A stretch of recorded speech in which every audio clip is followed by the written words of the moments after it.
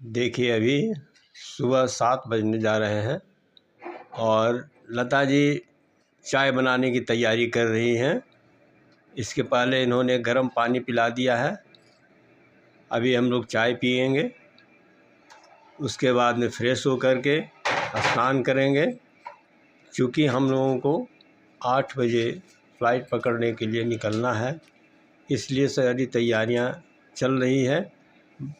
सुबह का समय है, बाहर का दृश्य है। ये हम लोग डल झील के निकट ठहरे हुए हैं। मौसम बहुत ही सुहावना है। चीनी डालो ना। हाँ, चीनी डालिए।